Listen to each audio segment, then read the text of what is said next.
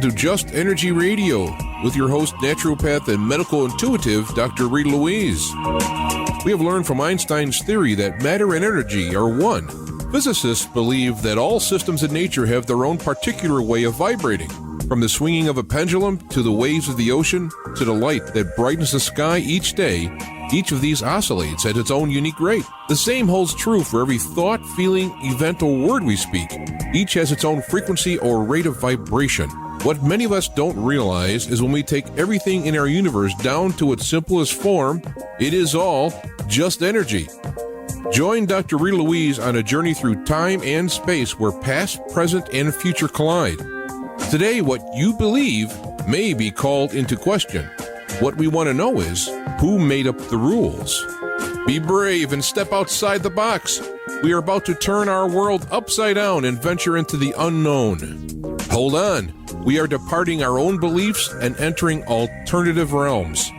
Enjoy the possibilities.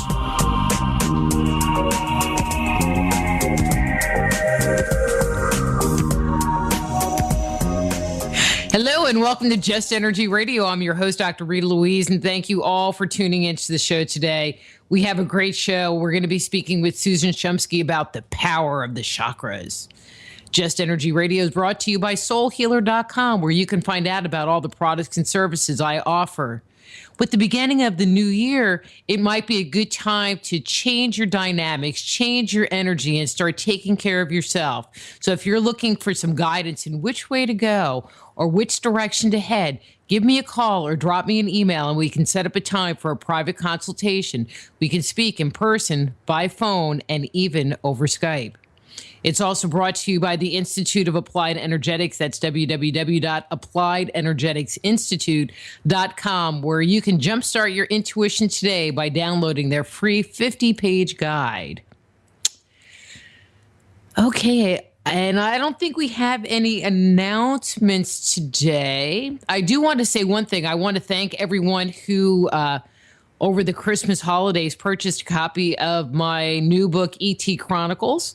What myth and legend tells us about human origin, or downloaded my video icon, Deconstructing the Archetypes of the Ancients. I really appreciate it. If you did get a copy or have watched the video, putting a review, I mean, only if it's good, of course, on Amazon would be greatly appreciated.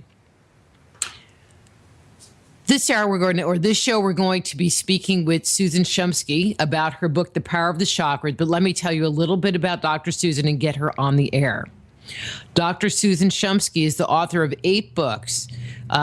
She has spent more than 45 years teaching thousands of people meditation, yoga, prayer, affirmation, and intuition.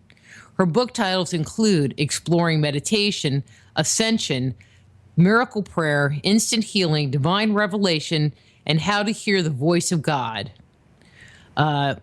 She is a highly acclaimed and greatly respected spiritual teacher, award-winning author, retreat leader, tour guide to sacred destinations, and the founder of Divine Revelation, a unique technology for clearly hearing and testing your intuition.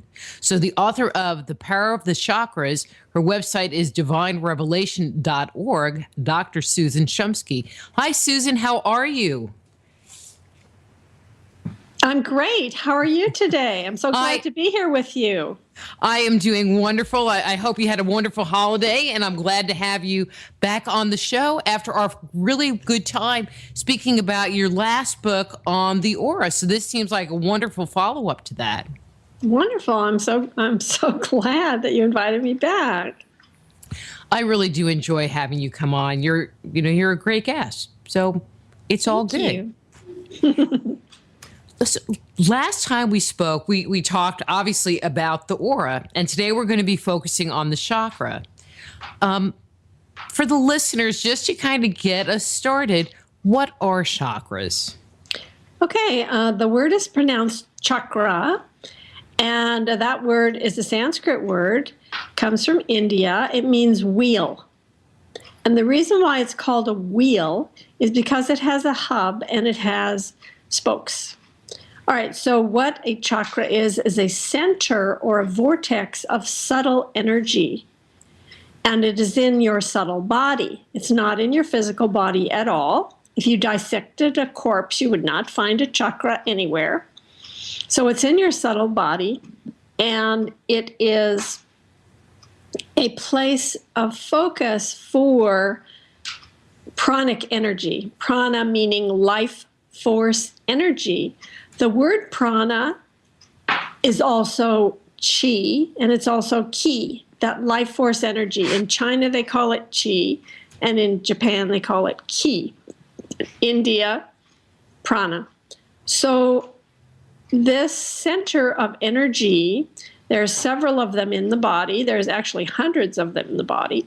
There's 7 major ones in our subtle body, and they are, in fact, regulating and powering our physical body.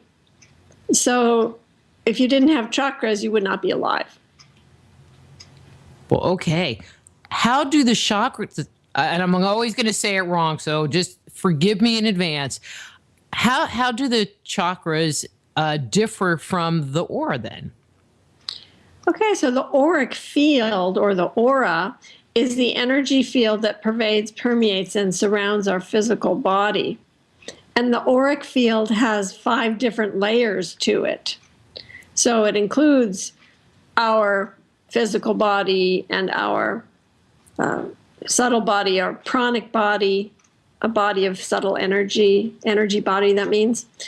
It also includes our mental body, our intellect body, and our causal body. So there's 5 layers to the aura or energy field. The chakras are in one of those layers. The chakras are in the energy layer. It's also called the pranamaya kosha, or the pranic sheath. Okay, so I'm just being, a little remedial here. So you keep mentioning subtle body, but what's that? Okay, so we have this gross physical body made of the elements of nature.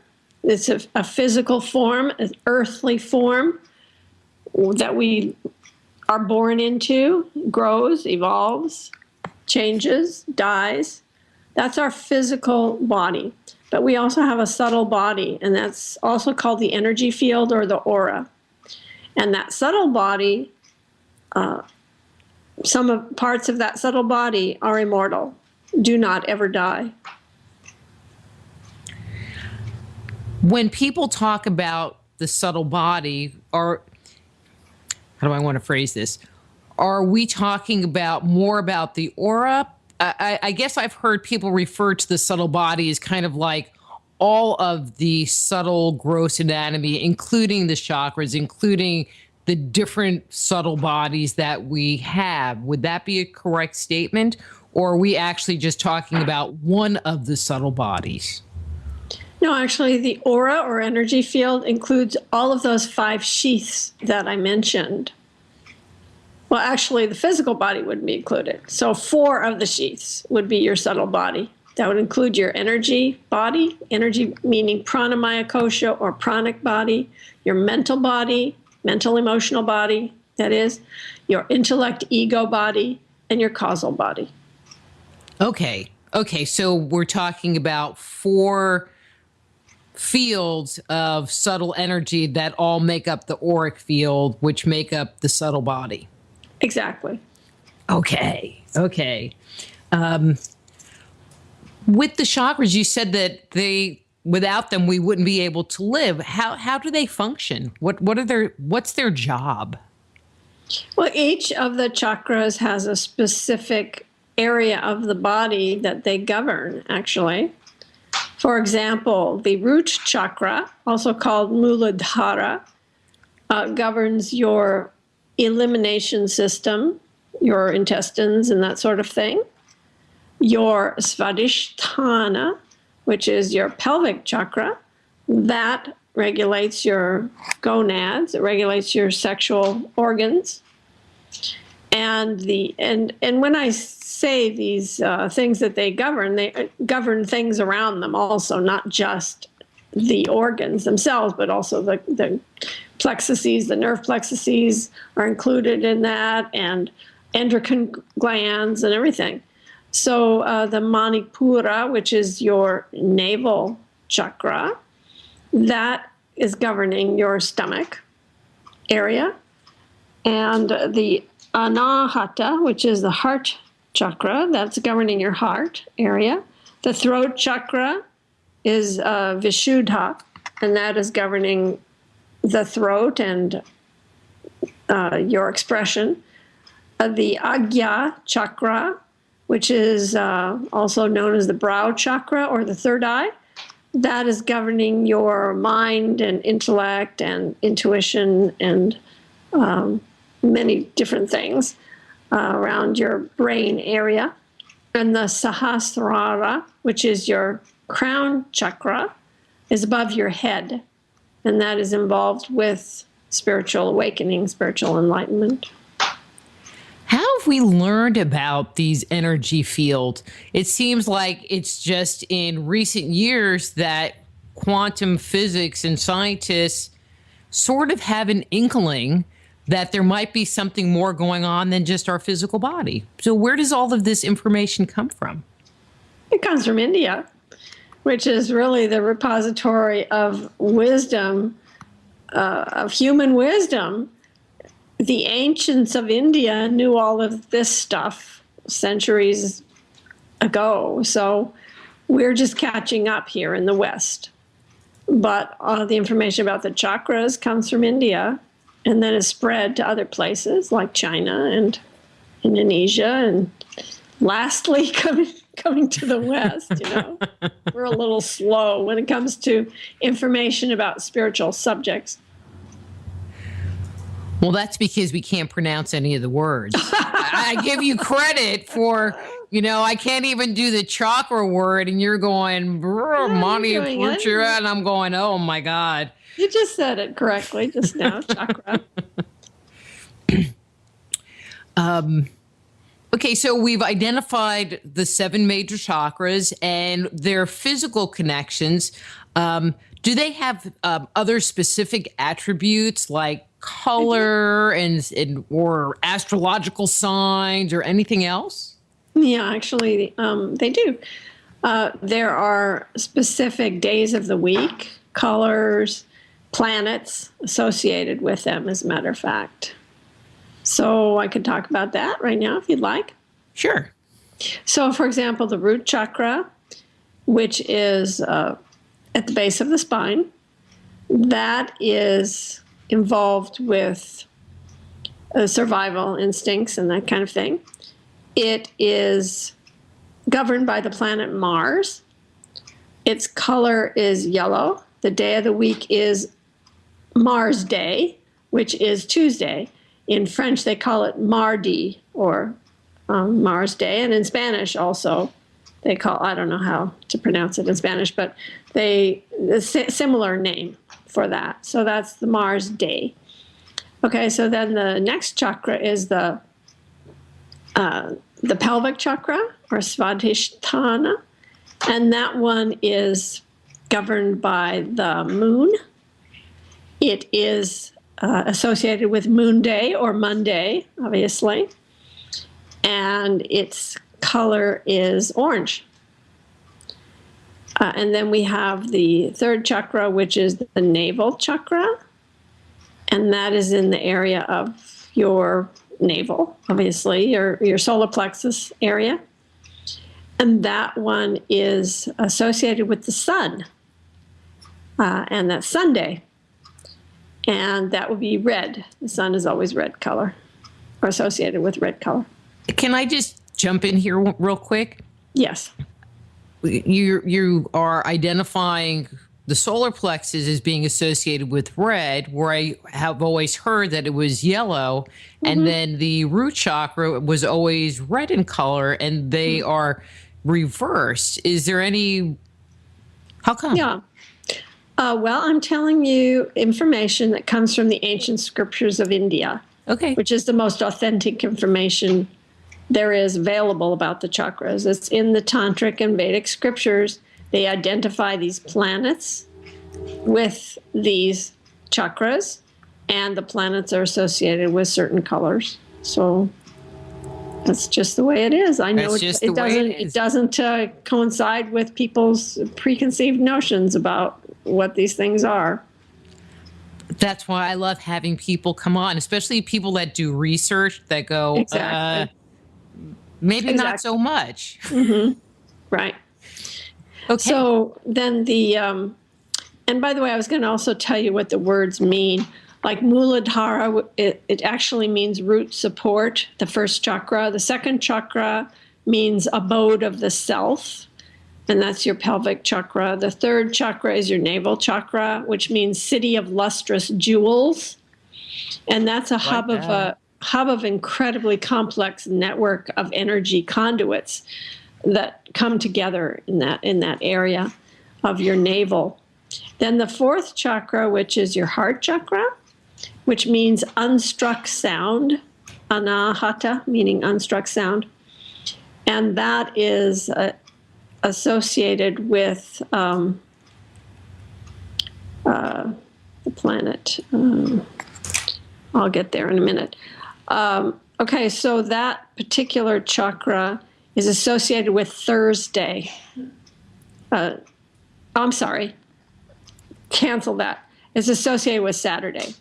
Saturday is Saturn Day, and Saturn Day would be the heart chakra's planet. And the color for that day would be violet color. And Saturn is a planet that has to do with constriction, expansion, and contraction. And that's what the heart does. It pumps. Okay, so then the next chakra is called the throat chakra, Vishuddha. That's associated with Venus, which is vendredi in French, Venus Day. And that would be, Venus would be the planet, and the color would be indigo. And there's also gemstones, by the way, that goes with these. I can run through the gemstones when we're done. Okay, and then the sixth chakra is the Agya chakra, which means command center. And it's the center of wisdom and higher consciousness, and that's in your pineal gland area. It's your third eye. And that one is associated with Jupiter. And that would be Jeudi, Jupiter Day, which is Thursday. I'm saying the French names because they do associate them with these planets in French, some of them, you know. And that would be, the color would be blue. And then we have the Sahasrara chakra, which is above your head. It's your crown chakra. And literally that word means thousandfold. And that one is associated with a Wednesday, the color green. And Wednesday is Mercredi or Mercury Day. And I think it's also Mercury Day in the Spanish language as well. It sounds similar to that, Mercury Day. And so that one is, as I said, associated with Mercury, and the color is green. And Mercury, reason why is because Mercury is about communication. It's about like an interconnection of communication. Just like a vast amount of communication is in the Sahasrara, which is associated with your brain. So that would be the 7 major chakras. And there are gemstones also that are associated with those planets that go with the chakras. So the with the colors match? Yeah, and with the colors, they sometimes corresponds with the colors too. So the Muladhara or the root chakra is Mars, and it is red coral is the actual gemstone. The second chakra, which is the pelvic chakra, that's the moon, and so it's moonstone and pearl, basically. The third chakra, which is the navel chakra, that would be a ruby, the red ruby. The heart chakra, which is the fourth chakra, that would be Saturn. That would be the blue sapphire. Saturn's gemstone. Then the fifth chakra, Vishuddha, which is associated with Venus, would be the diamond. And the Agya chakra, or the brow, third eye chakra, that would be associated with yellow sapphire, or it's actually yellow topaz is more the right gemstone for that. And then the final one, the Sahasrara, or the Mercury stone, would be the green emerald green. So this is from the ancient scriptures of India. This is from Hindu or Vedic astrology. It's associated with the chakras, and it has all these connections. And I'm not going to disagree with you, but it's making my head kind of spin. I mean, myself, and I'm sure a number of other people are running around with, green stones, thinking they're opening and healing their heart chakra, or are running around with a piece of obsidian, thinking it's helping to ground their body and support their root chakra. Yes. But is there a difference between what's going on in the world of crystals versus what's more specifically associated with the chakras? Okay, so, I think that if a person believes a thing is true, it makes it true. That said, I'm going to say that there is a system of astrology in India. It's called Jyotish, or Vedic astrology, which is extremely accurate. It's actually based on where the planets really are in the constellations, rather than on an arbitrary pie-sliced sky that's in 12 segments called the tropical zodiac. The Hindu or Vedic system is based upon what they call the sidereal zodiac, which is where the planets really are. There was a precession of the equinoxes, and since 500 AD, if you say my sun is in Aquarius and you're talking about from the West, you're talking about the Western system, the sun is not really in Aquarius. It's actually not in Aquarius. It's in Capricorn, because the place where the actual constellations are no longer are there because of the precession of the equinoxes. However, the Hindu system or Vedic system uses the actual place where the planets are. And that system is also they have expertise in prescribing gemstones. That's one of the great, incredible, valuable things about Hindu astrology, is that you can prescribe gemstones through Hindu astrology. And it really works. I mean, the things that you want to alleviate or remediate or help or heal, these gemstones really work. And you can't prescribe them unless you see the person's chart. The person has to know their birth time, and they have to have an accurate chart in order to prescribe the gemstones accurately. Now, what I was telling you about just now were the gemstones that are associated with those planets and with the chakras. But I would never, ever prescribe a gemstone to a person unless I saw their Hindu chart, unless I saw the chart and actually saw what that person specifically needs to wear. That it wouldn't be how we would do it in the West and go, oh, well, I need a piece of rose quartz, or I need this to work on that chakra. Okay, that's good. Well, the thing is, I feel that people instinctively are drawn to specific stones. So I think that a person knows what's good for them and what isn't good for them. They can hold it in their hand. If you hold a stone in your left hand and close your eyes and see what images you get and what feeling you get, you'll know whether that stone is good for you. Another thing you can do with stones is you can put them under your pillow at night when you sleep and see how you feel in the morning when you wake up, and what kind of dreams you had, and whether you feel uplifted. Well, maybe you had a spiritual dream, maybe you had a revelation. Then you know that stone is good for you. Great advice. I have been at different events with Vedic astrologers, and they were always, had their gemstones. And I'll just be kind of honest. I always thought they were kind of trying to upsell and didn't really understand why they were, pitching gemstones. But now I understand. I never knew that there was a connection between Vedic astrology and gemstones. Exactly. And the prescribing of gemstones. Exactly. It's a very important part of Hindu astrology. And it's only one of what they call upayas. Upayas are remedial measures in Hindu astrology.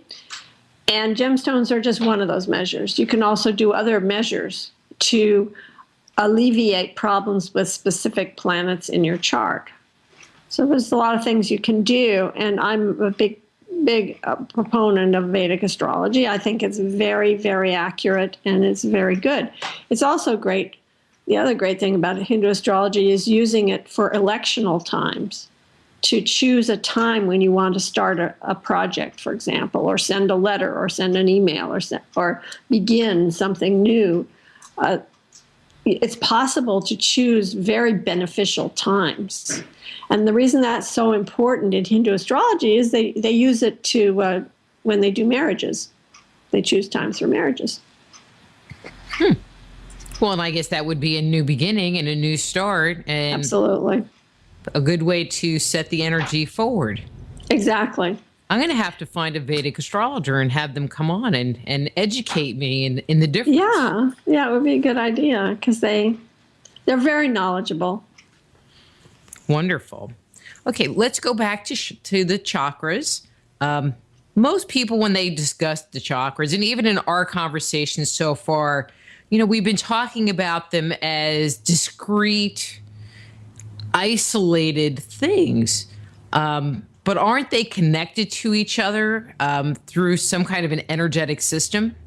Yes, in fact, there is an energetic system. And there's conduits of subtle energy that are running throughout your subtle body. And in fact, it's what's keeping you alive. And these conduits of subtle energy are called nadi, N-A-D-I. And the chakras are plexuses of energy where many of these nadi intersect. They're coming together in a plexus.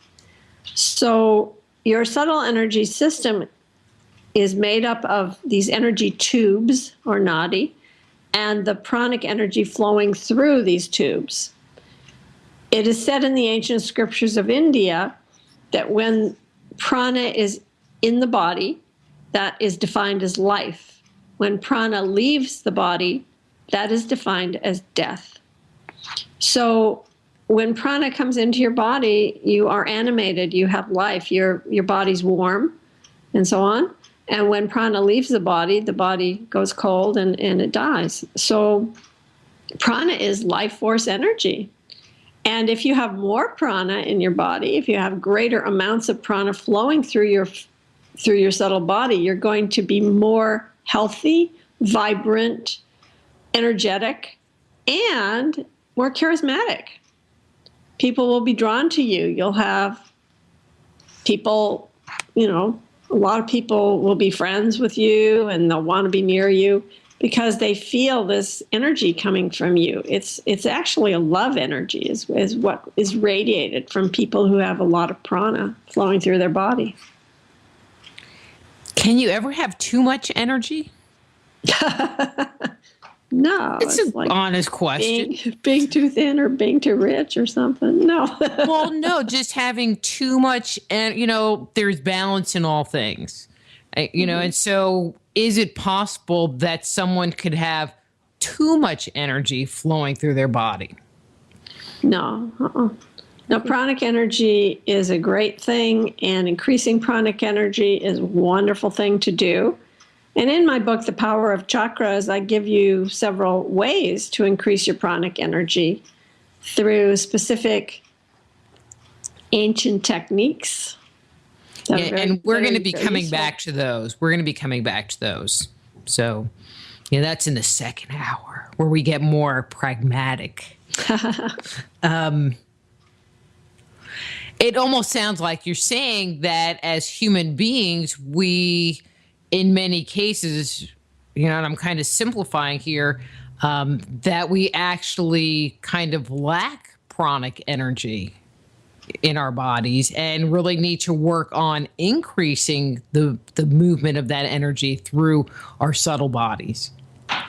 Yes, if a person is sickly, they don't have much energy, they feel tired, feel exhausted, it just indicates that that the pranic energy is not flowing freely through their nadis.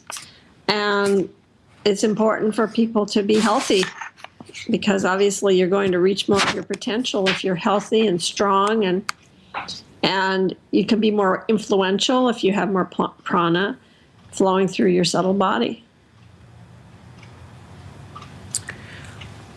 In your opinion, in going up the spine, we have the Shushmana, of course, didn't probably say that right. And then there's the Ida and I just make up my own pronunciations for words, and, hope people kind of figure out what I'm talking about. The Ida and the Pygnalia, which are kind of like, stop laughing.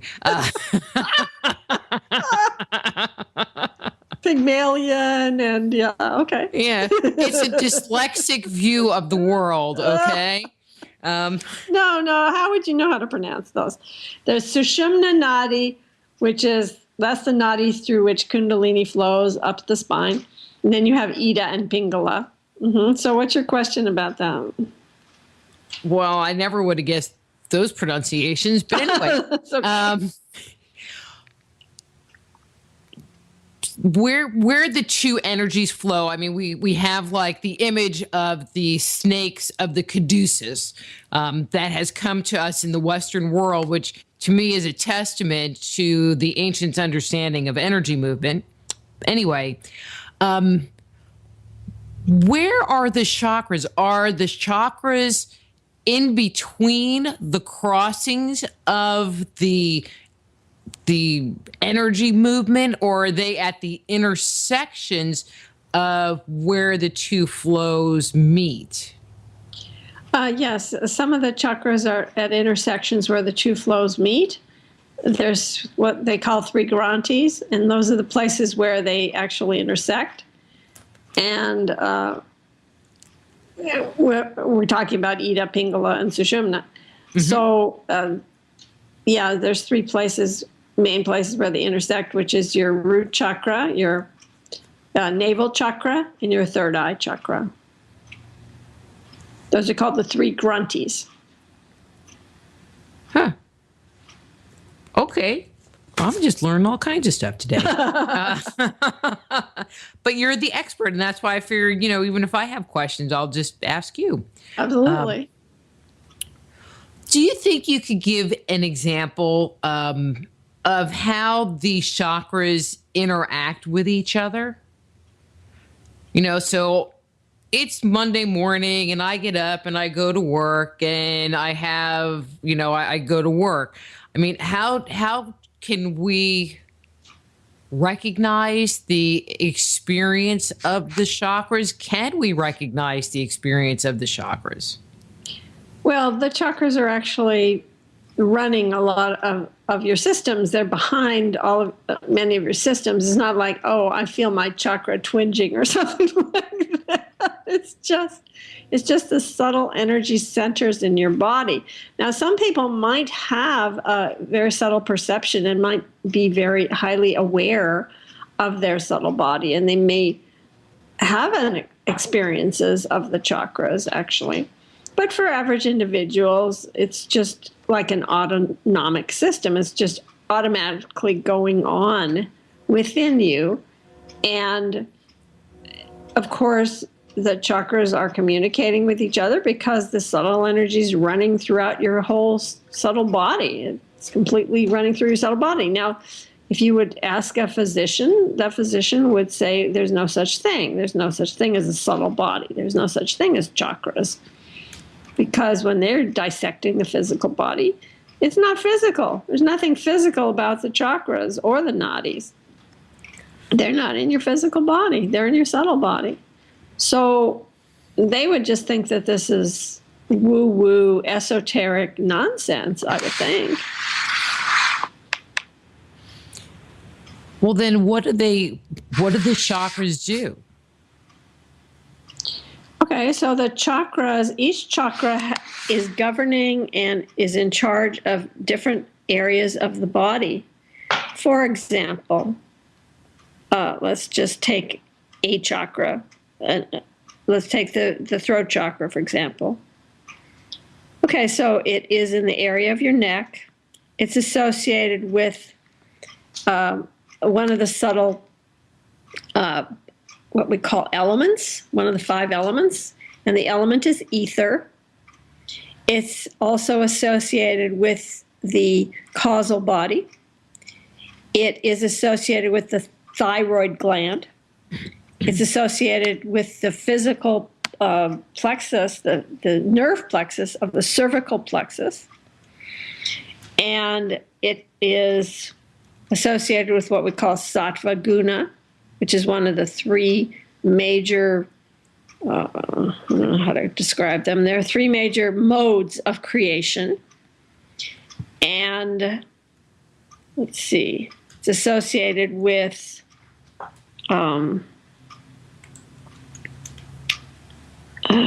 what else?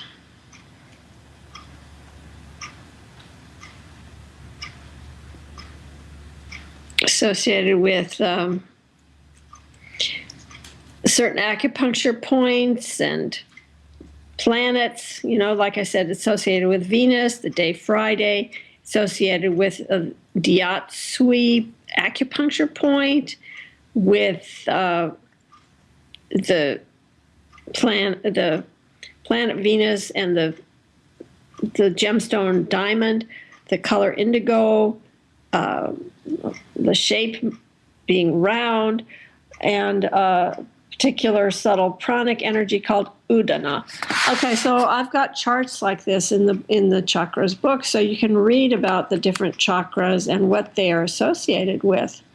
So in this case, the throat chakra, it's governing your thyroid gland and it's governing your cervical plexus. So it's very important. I mean, each one of these chakras is running the subtle energy through those areas. And okay, so if you took away your subtle body and you just had your gross physical body, you'd be dead.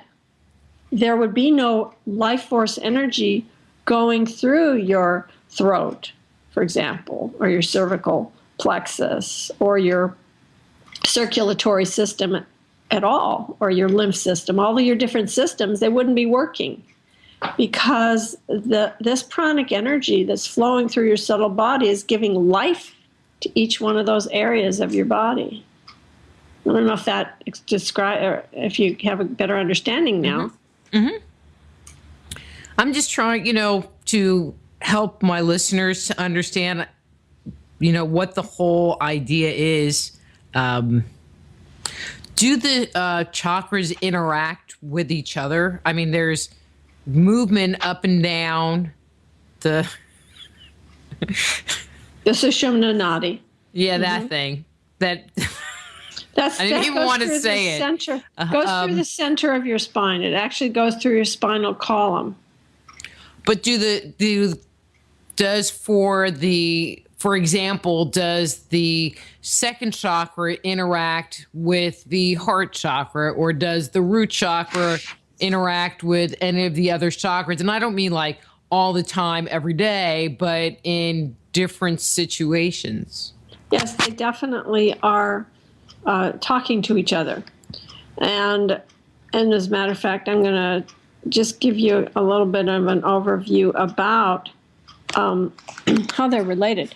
For example, you have your root chakra, which is involved with instinct and lower emotions. And then you have your, and it's also involved with basic survival. And it's involved with a level of consciousness, which is the deep sleep state. And your pelvic chakra is involved with lower creativity, which is physical procreation and involved with the dream state. Your navel chakra is involved with the lower self, willpower, and the waking state. Now, these are associated with, for example, the root chakra is associated with lower emotion, but the third eye chakra is involved with higher emotion. The third eye chakra is involved with higher emotion, perception, higher knowledge, and God consciousness.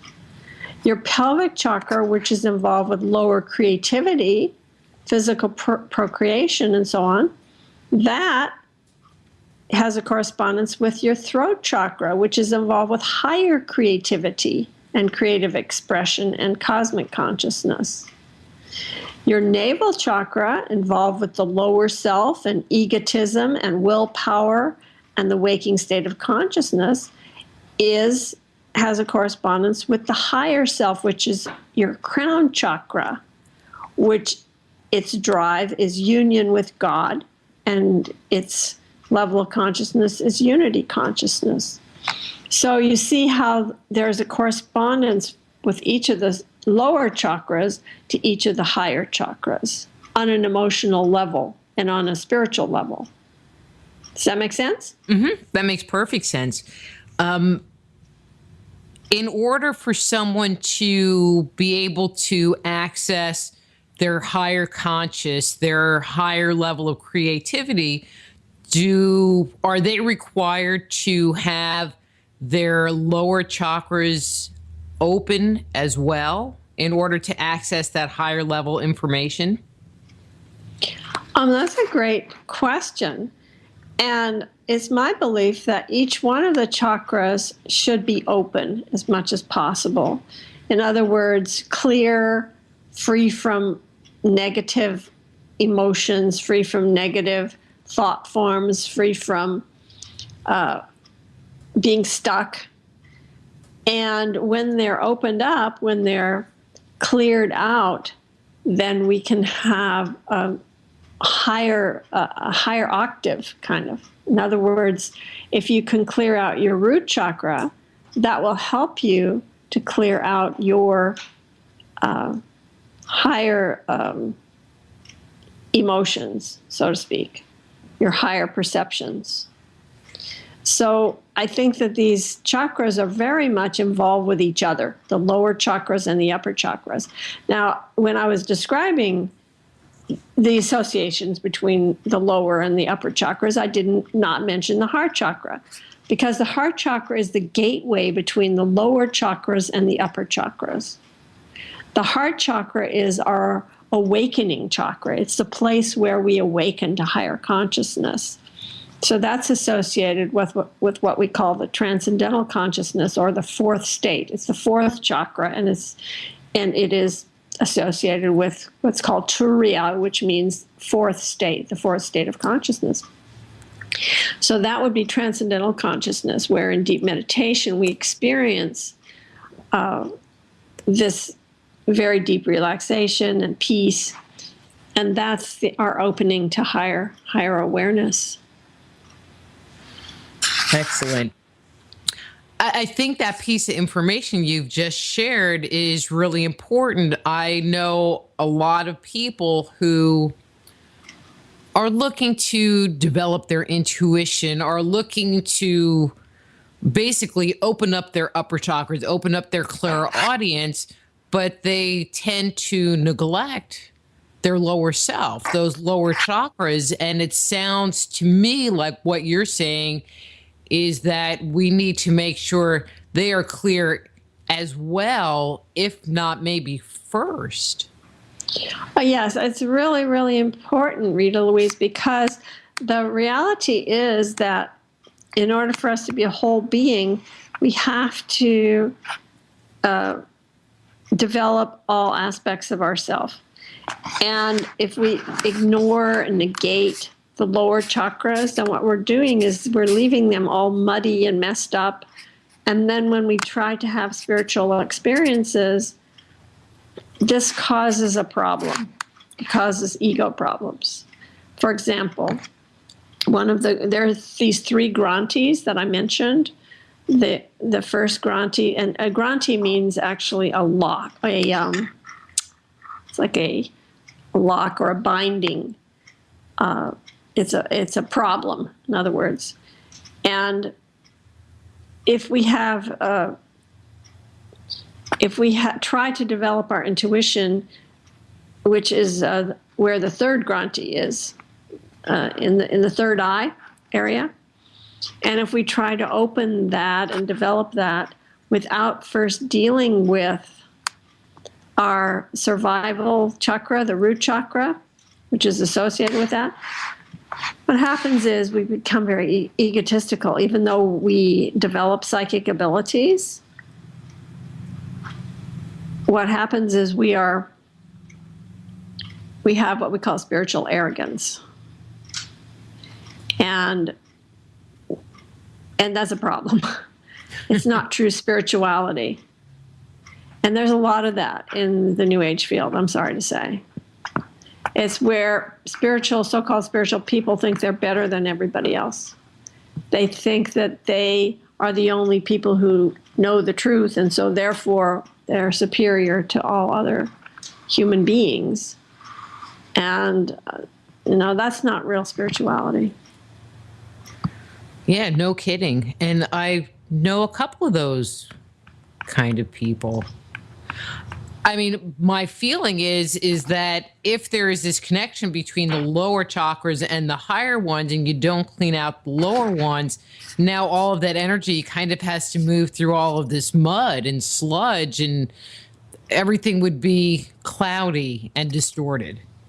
It does get cloudy and distorted, and that's a problem. And so that's why we find a lot of different, shall we say, a lot of random, different kind of energies. Like, for example, if you go to a whole life expo or something like that, you go to the Conscious Life Expo, you go to the New Life Expo. So you're going to find all kinds of energies running around there, because not everybody there has really developed has really cleared out their emotional problems before they attain their psychic perception. I mean, it's possible to become a psychic and to have certain experiences without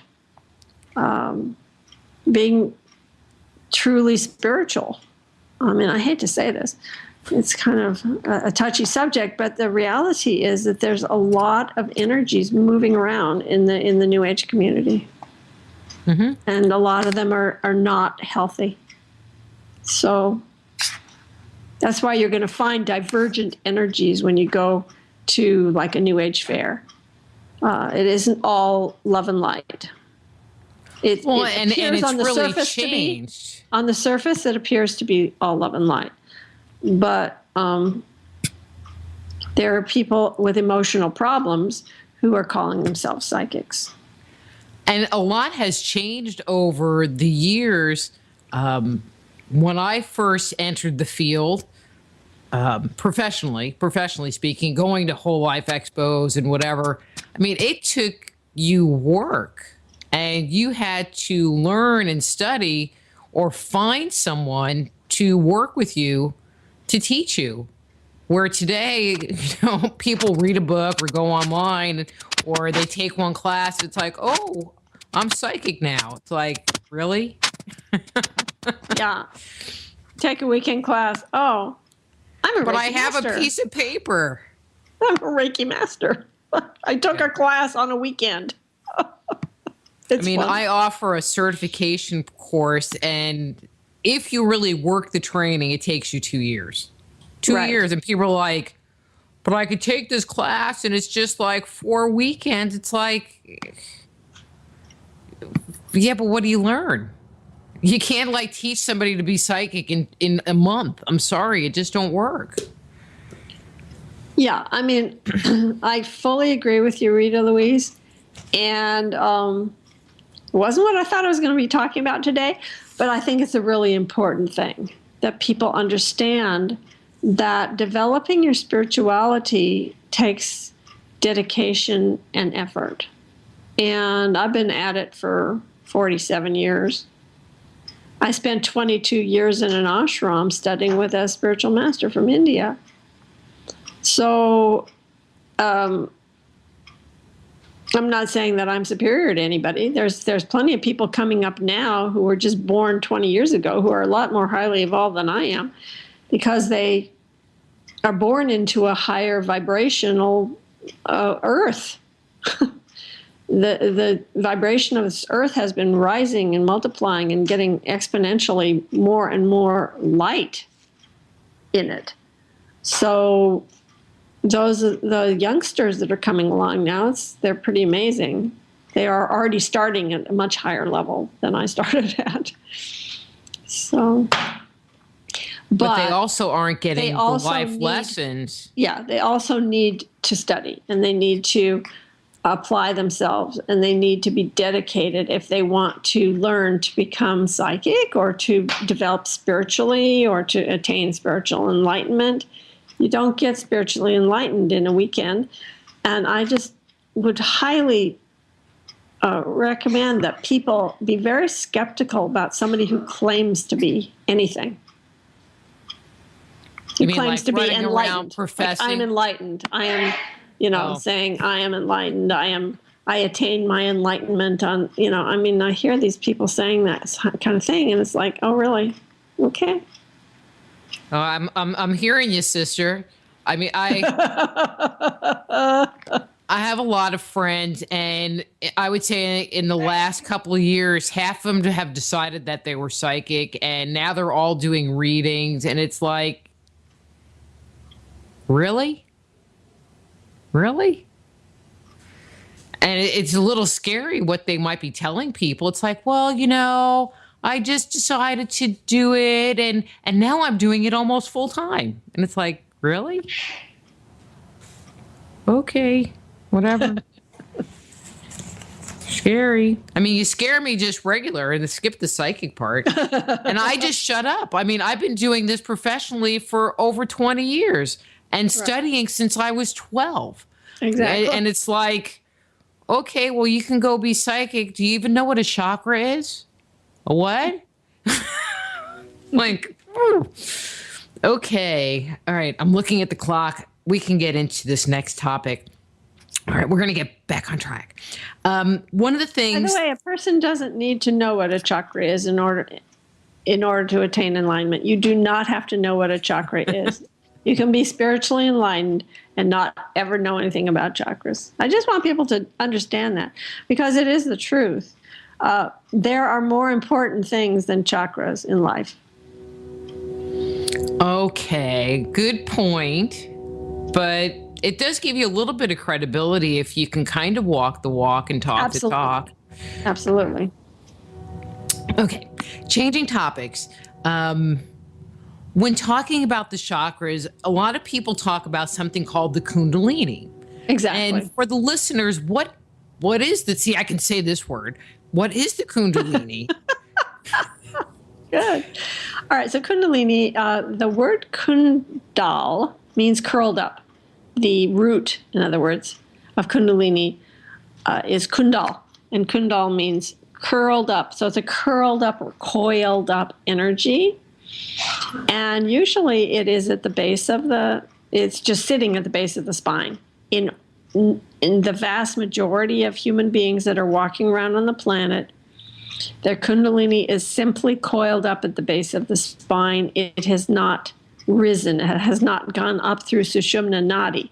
In fact, that is the conduit. Sushumna Nadi is the conduit of subtle energy through which Kundalini flows. And in most people, Sushumna is closed at the bottom end. It's just closed. Nothing's flowing through it at all. However, if you practice certain methods, you can force Kundalini to flow into Sushumna Nadi and flow up the spine, flow up through that Nadi, that conduit, which goes up through your spinal canal. That's where it's located. But remember, it's not in your physical body. It's in your subtle body. So that particular nadi is very, very important for spiritual growth and development, because this energy, which is prana, the life force energy, that specific kind of life force energy called kundalini, will flow up through that conduit, and it opens and awakens your chakras just like lotuses are opening or flowers are blooming, you might say. So that is extremely important, that particular conduit of energy. And kundalini goes up through this sushumna nadi, and awakening your chakras on the way, opening, awakening as it goes up the spine, and eventually pierces up through the top of the skull up to the seventh chakra called Sahasrara chakra, which is your 1,000-petal lotus, and awakens you completely. You become spiritually awakened completely. So that's what Kundalini does. It's incredibly powerful. And many people have Kundalini experiences, and some people get very frightened by them because they're strange experiences and they're having these sensations in their body, and then they go to the doctor, they go even to the psychiatrist or whatever. It's like, why am I having these experiences? The doctors have no clue what this is about. They just give them drugs, and that closes them down real fast. Psychotropic drugs will definitely close down your kundalini and your chakras pretty fast. So, is the kundalini up and active once it's moved out of that coil state all the time, or does it rise and fall? Good question. Good question. Yes, it rises and falls.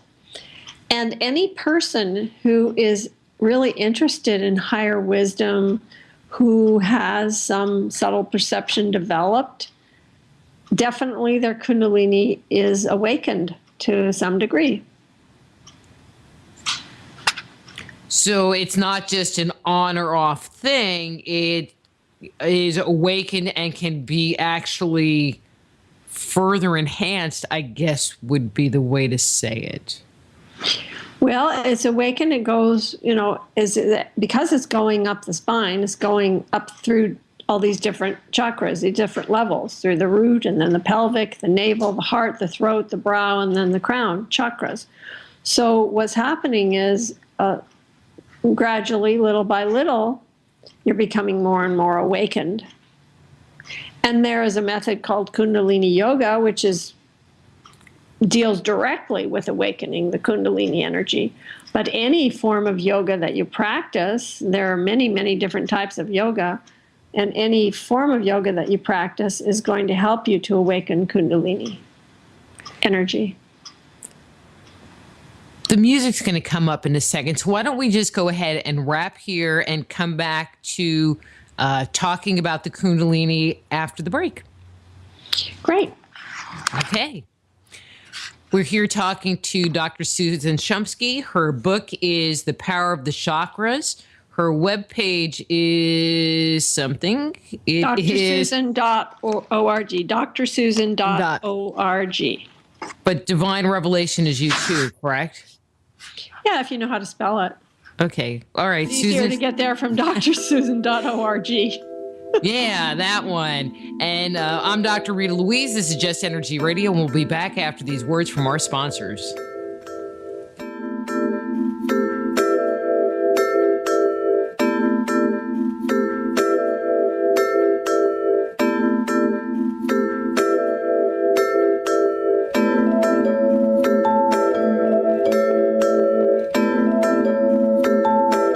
Just Energy Radio with your host, Dr. Rita Louise, will return right after these messages.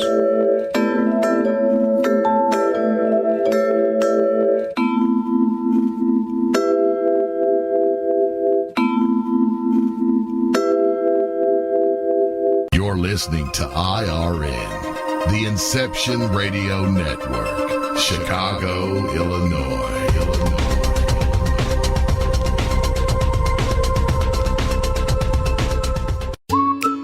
Are you looking for a cure for boredom? Never worry. IRN's new interactive website introduces a number of ways to pass time while you listen to your favorite show. Choose anything from the IRN Chat Lounge, the Game Lounge, Video Lounge, or the Mood Lounge. These fun, exciting features let you chat in real time with fellow listeners, view live skywatches, play daily posted online games, or pick a show based on topic. The choices are endless. Use your time wisely, keeping it all on IRN. Who were the gods of antiquity? They've been described as the forces of nature, levels of consciousness, and aspects of our psyche. Stories that depict their incredible weapons, their flying machines, and their amazing adventures are characterized as being the product of our ancestors' fanciful imaginations. But what if the tales of the gods are true? Did the writers, chroniclers, and scribes of our distant past actually document a realistic view of our origin? My latest book, Man-Made: The Chronicles of Our Extraterrestrial Gods, looks at our most ancient legends. Learn of the torrid romances, elaborate plots, violent scandals, and conspiracies that played out in antiquity. Find out the role the gods played in the life and culture we have today. If you want to find out the truth of who we are and where we come from, order your copy of Man-Made today. For more information, go to www.manmadethechronicles.com. That's www.manmadethechronicles.com. Hello, Inception Radio Network listeners. This is Amanda. Remember, you can take your Inception Radio shows on the go. Just download the Inception Radio Network app for your iPhone, iPad, or Android smartphones and access live shows, past shows, guest lineups, and much more. Just visit the iTunes Store or the Google Play Marketplace and download it today for free.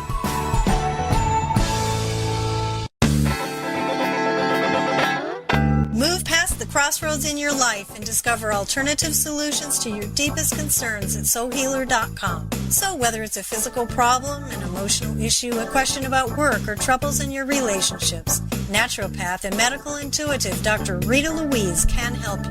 Bring peace, harmony, and health back into your life. Schedule a session today.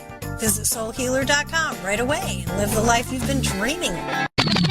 You didn't forget what's coming up tonight, did you? Hi, Inception Radio Network listeners. This is Amanda. Never miss that interview you were looking forward to or the show on your favorite topic. Follow IRN on Twitter, I_R_N, and get reminders about the evening's live shows as well as fun and important updates throughout the week. That's I_R_N, and never miss a great show again.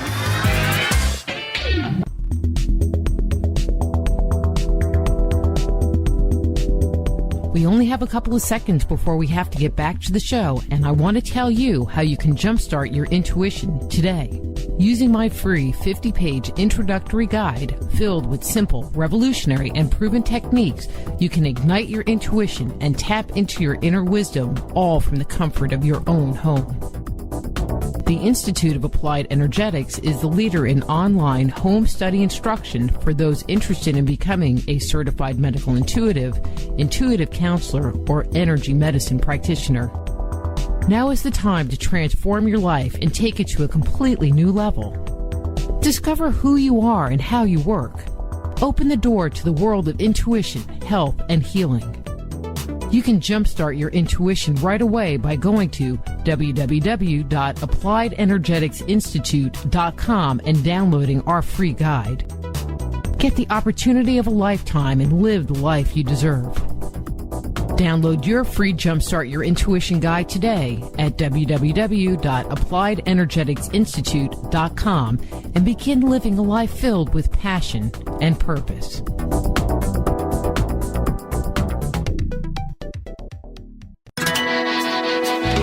Don't have a computer?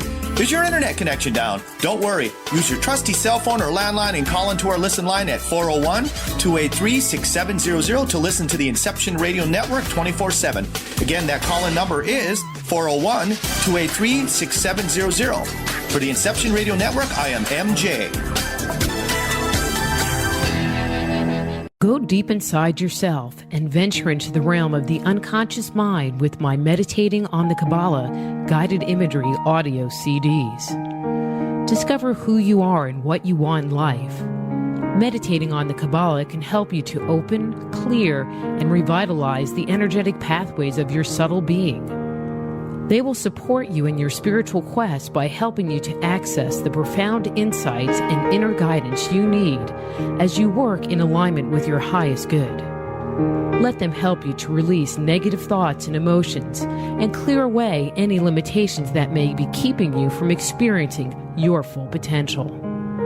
Walk down the path to health, healing, understanding, and enlightenment with meditating on the Kabbalah. Order your copy today at www.soulhealer.com. That's right, that's www.soulhealer.com.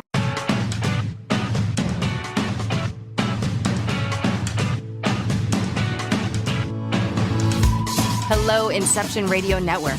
Would you like your favorite show to be played again live on air? Well, now the choice is in your hands with IRN's live request portal, an easy way to request your favorite show with a simple click. IRN's live request portal now gives you exclusive access to all of the shows. How easy is it? Simply type a show name or a guest name, click request, even write a dedication message, and that's it. Try it now. Simply visit InceptionRadioNetwork.com, click on the live request tab under the show menu. Now playing your favorite show is just a mouse click away.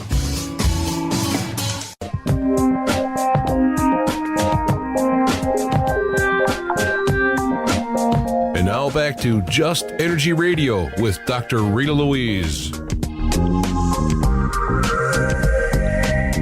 Hello and welcome back to Just Energy Radio. I'm your host, Dr. Rita Louise, and thank you all for staying tuned to the second hour of the show.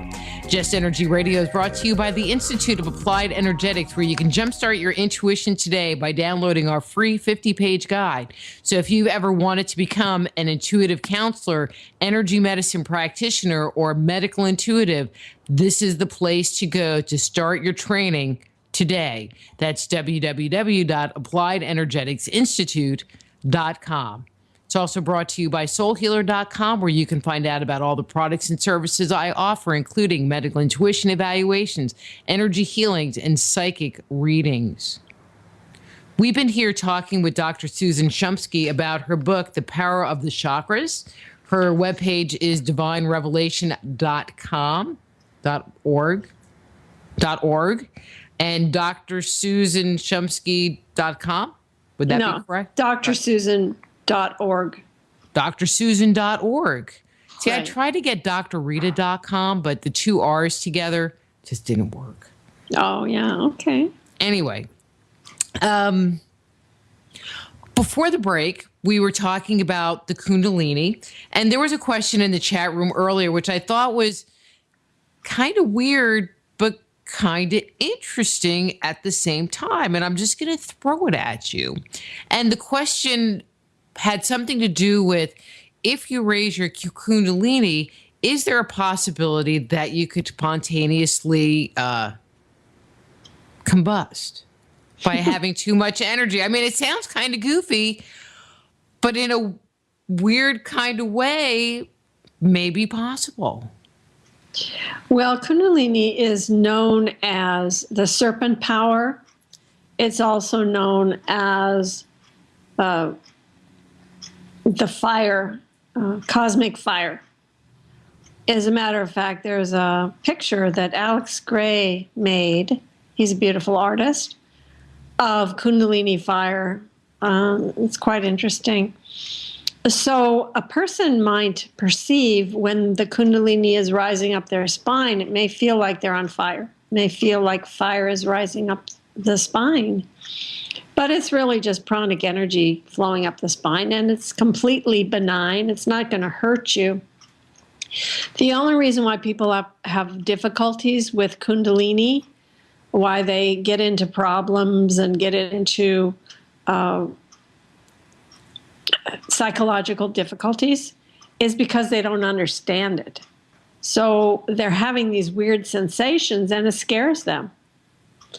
And it can be extremely frightening to have experiences that are seemingly off the wall. Not only physical sensations, but emotional things going on, and maybe spiritual perceptions that are awakening that are different than our normal everyday consciousness. When you experience higher consciousness and altered states of perception, it's really scary to people that have just been walking around in kind of a fog their whole life. Maybe all of a sudden their senses are awakened and they're seeing things, almost like seeing things for the first time, or the colors are brighter and everything around them is more intense. Maybe noises get louder and seeing things gets sharper, and it scares people. It can be frightening.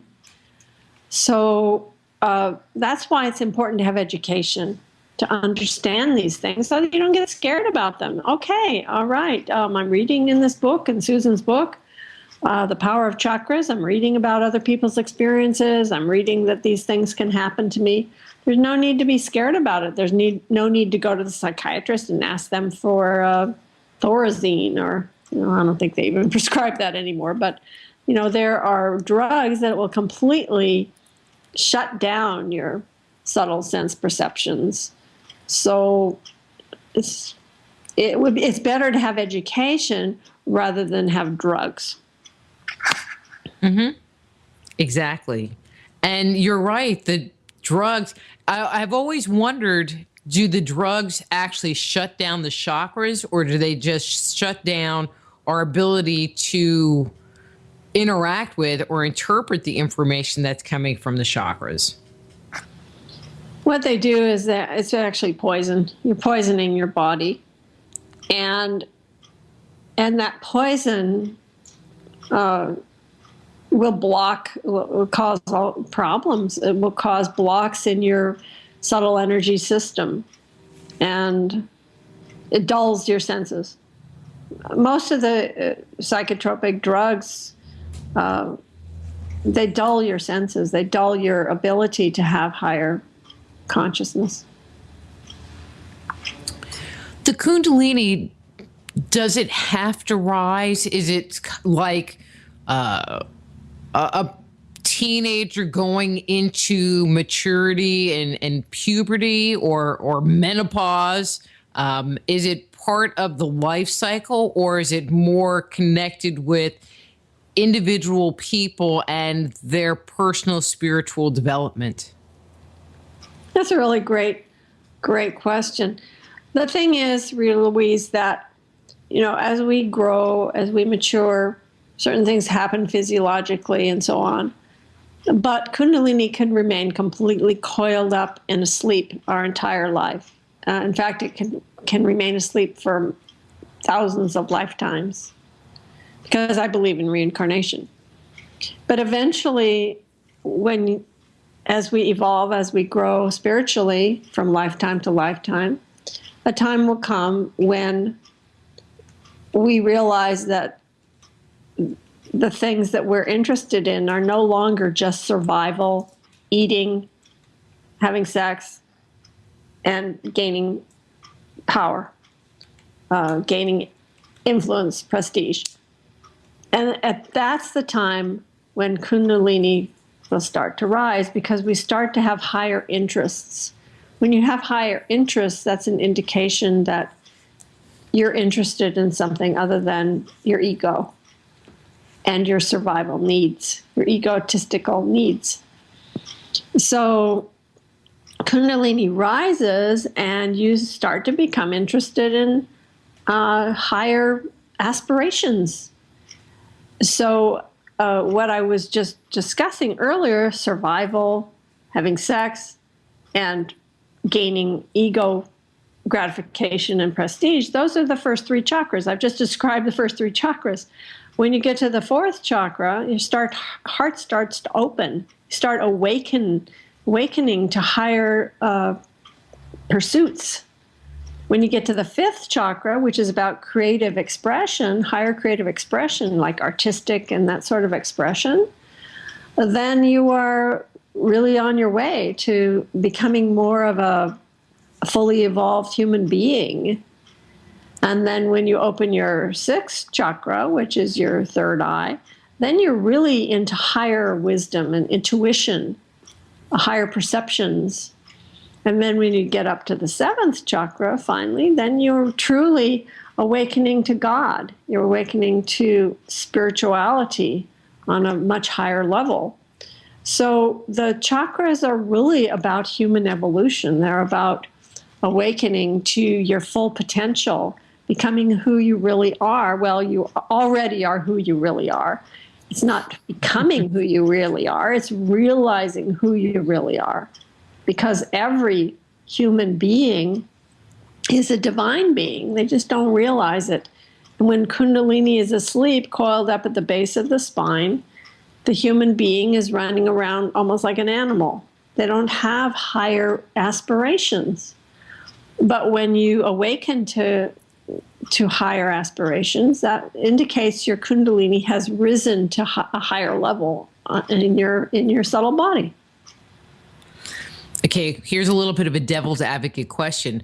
Can there be people that run a lot of energy, so they're very charismatic, they have big energy, but they're really kind of narcissistic? Would their Kundalini have risen?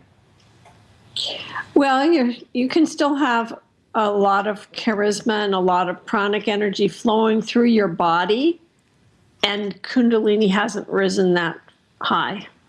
Okay, so pranic energy is what gives you charisma. If you have a lot of pranic energy flowing through your nadis. But that one nadi, Kundalini, is the one that has to do with rising in consciousness. Okay. And so thank you someone for asking that question. So someone that's charismatic might not necessarily be a spiritual person. Exactly. Per se. Exactly. Interesting. Mm-hmm. Okay. We have a couple of questions in the chat room. This one's from RW. And the question is, do you know about the rainbow death in Tibet? Yes, I do. Okay, well, then you can tell me what it. that is, because I'm going, okay.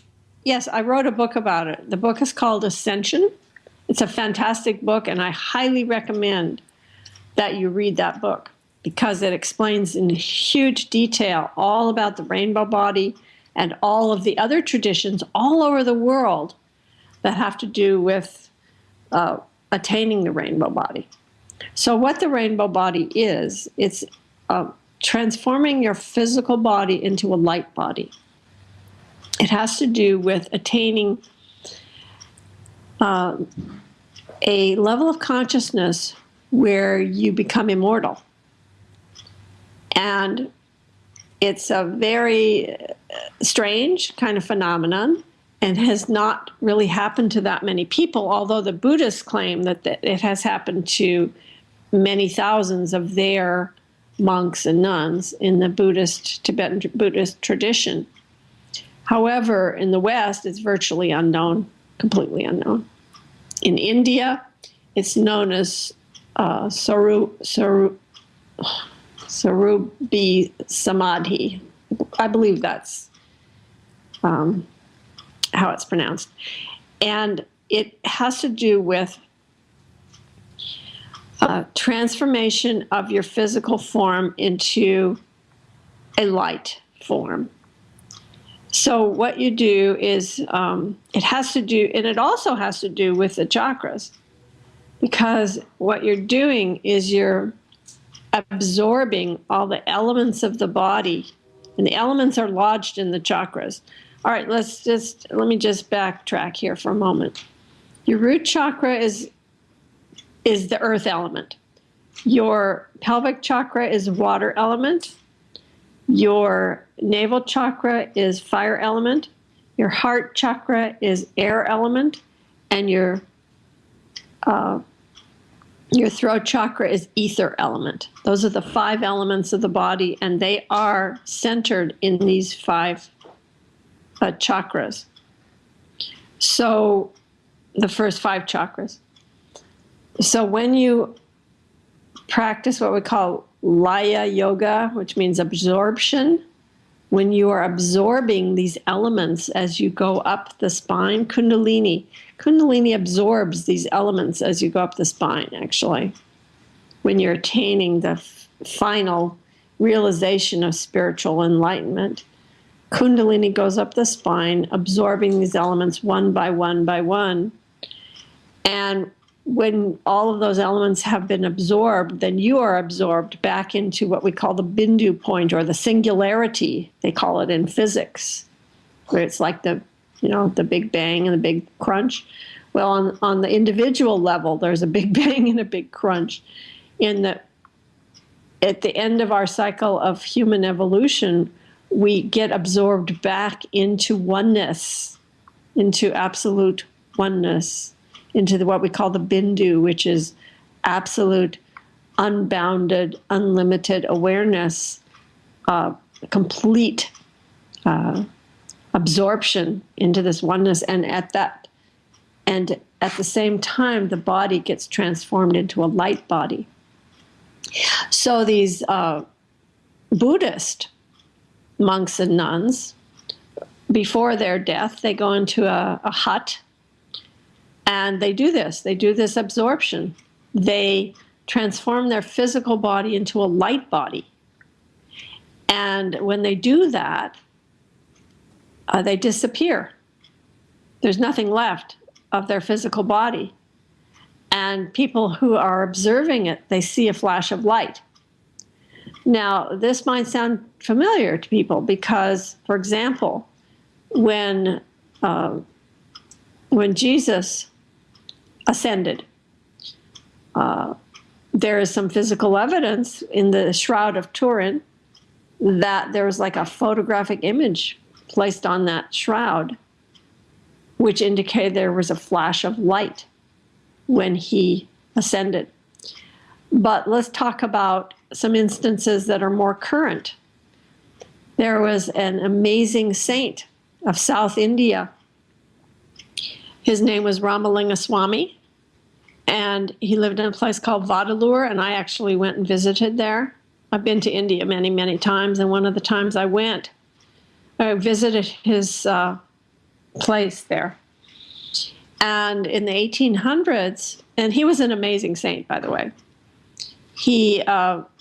There's many stories about him. He wrote amazing poetry, and it is said that he never cast a shadow, so he always wore almost like a sari. He wore covering his whole body, including over his head, so that he would cast a shadow. And there's many miracles that are associated with him. So one day he told his disciples that he was going to ascend. He said, "I'm leaving now." And he was not really all that old when he decided to leave. He was in his 50s. And he had been a great, very charitable. Also, he had started a place for elderly people and for poor people, and it was a very, very amazing saint. So he said, "I'm going into this hut, and I'm going to close the door, and when you open it tomorrow, you will find nothing. There'll be nothing there." He said, "Keep the light burning, this eternal light outside the door, and always keep it burning."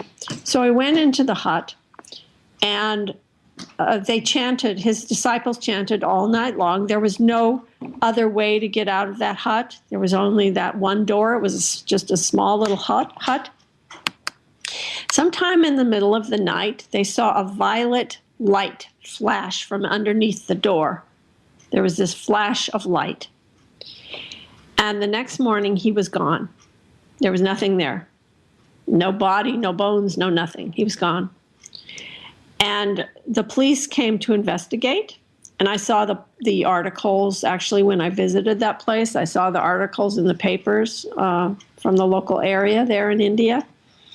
Police came and investigated, and they concluded that he had vanished into thin air. Okay, so that can only happen in India, where the police come, they make that declaration. But in fact, that's what happened. So that is a more recent example of the rainbow body. And then there was another example in the 1950s with a Mormon woman named Anna Lee Scarron. And I talk about that in my book, Ascension, as well. So this rainbow body is real. It is associated with the chakras because it has to do with absorption of the elements. and transforming the physical body into a light body.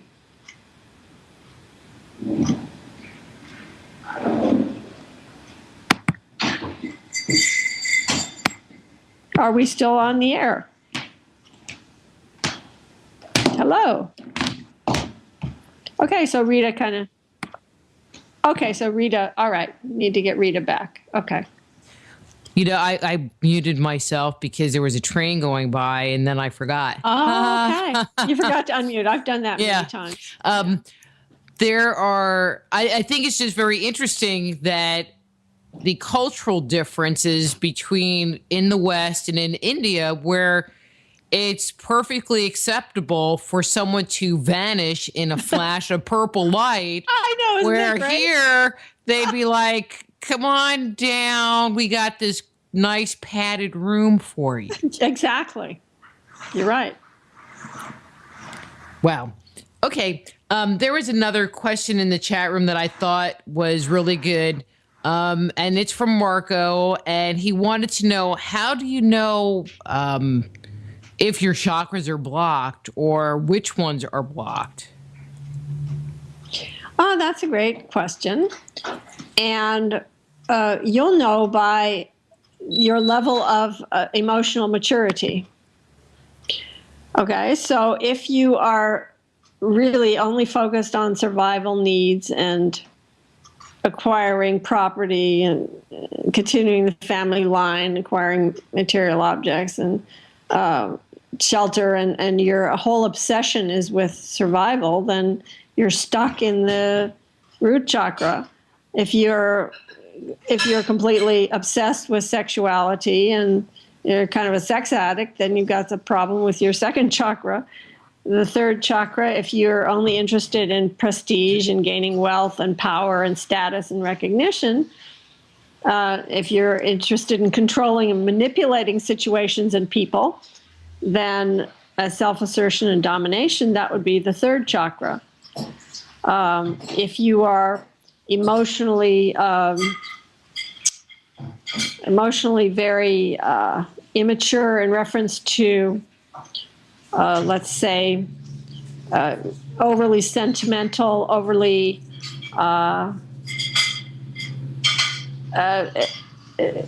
into nostalgia and things that are highly sentimental, it means you're stuck in the fourth chakra, which is the heart chakra.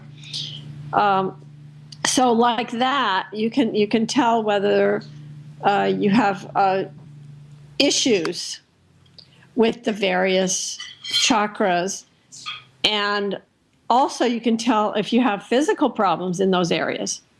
If you have manifested physical difficulties, for example, in your intestines, then you've got a problem with your first chakra.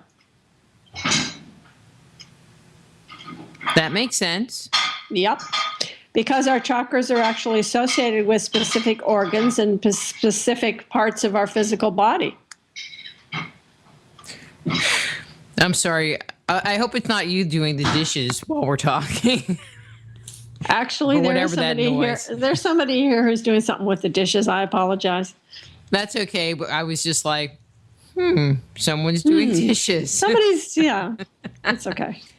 I think they're done. Can our chakras ever break? I mean, I don't mean like energetically, physically break, but just not work. Right. So you'd be dead if your chakras actually were not working. If any of your chakras were really not working, you'd be dead. But here's something. It is possible for your aura to get tears, kind of, or leaks, or streaks, or black. And I know, since you're medical intuitive, you've seen this in the energy field, and that indicates there's a problem with that part of the body. There can be tears, there can be holes, sort of, in the aura, and that's indicative of weaknesses in the energy field. But not necessarily of the chakras, per se. It can be in the chakras, yes. It can be in the chakras or other parts of your energy field. If, for example, you've got a big black mark in your heart chakra, you'd better go to the cardiologist right away. Unless you've already been to the cardiologist and it's just leftover from all the stuff that they finished doing to you. That's true too, yeah. I mean, people, I think, don't understand that all of their emotional stuff sits in their subtle body. It does. And they carry it around for as people a matter of like fact, us to read. Mm-hmm. There's a part of there's one of the sheaths of your subtle bodies called the Manomaya Kosha, and that's your emotional body. And your emotions are lodged there. So if you've got negative emotions in that body, then you have a problem. If you have issues in one of those bodies, does it filter down and start affecting the physical body? Pardon me? If you have issues in one of the different levels of the subtle body, eventually does that funnel down and start affecting the physical body? Yes. As a matter of fact, that is the cause of physical illnesses. That is the cause of physical illnesses. It's the only cause of physical illnesses. Well, I was going to, there are the people that say, but then I fell and I broke my leg. How do you respond to, I mean, what's your whole feeling on things like karma, or that there's a spiritual reason why things happen to us? Okay. So now we're going to get into a whole other. I know. I'm sorry. Big can of worms, but that's a good can of worms to open, I believe, because I think it's really important for everyone to understand what causes things to happen in our life. So there's a wonderful verse that I love to quote, which is the very first verse of the first chapter of the Dhammapada, written by Lord Buddha. It's the most important scripture of Buddhism. And in the very first verse of the first chapter, Lord Buddha says, all that we are is the result of what we have thought. Okay, that's a stunning statement, and I'm going to say it again. He says, all that we are is the result of what we have thought. And then he goes on to say in the next few verses, he says, if a person speaks or acts with a pure thought, then happiness follows him or her. If a person speaks or acts with an impure thought, then unhappiness follows him or her. So what he's telling us is that we're creating our own reality and our own destiny through, number one, our thoughts, number two, our words, and number three, our deeds. So we're creating everything moment by moment through what we call Kriyamana karma. They call it that in India. That's what you're creating moment by moment through every thought, every word, and every deed that you do. So we're creating our physical, mental, and emotional setup through our thoughts, primarily, our words and our deeds. And I believe in reincarnation. So I believe that we carry our beliefs, our habits, our conditioning, our belief systems. I call that our BS. We carry that lifetime after lifetime after lifetime, and exacerbating, more and more, whatever it is that we're creating, positive or negative. So we're creating that destiny. And so if we fall off the horse, there's a seed that created the falling off the horse, or somebody, or an automobile accident, or an illness. We created it through our thoughts, through our words, and through our deeds. So it is my belief that we are 100% responsible for what happens to us. Nothing ever happens to us. We only happen to ourselves, because we're the creator of our destiny. We create everything. And Lord Buddha is not the only person to say that. It's been said throughout the ages by everyone. Jesus said, it is done unto you according to your belief. It is done unto you as you believe. And every other great thinker, has said the same thing. That's a great answer. We're going to go back to ascension here real quick because we have a question from Blue Sky, and he or she wants to know if ascension is the only way that a person can leave the earth. Oh, no, not at all. Okay, so there are different choices that you can make when you die or before you die. One of those choices is ascension, and that's only been done by a very small handful of people who ever did that, where they transformed this physical body into a light body and disappeared in a flash of light. It's very rare and not easy to do. It's extremely rare. And there's been some saints. There's been a few instances that are told, legends and so on. But the reality is that at death, what happens is prana leaves the body, and the body's cold and dead.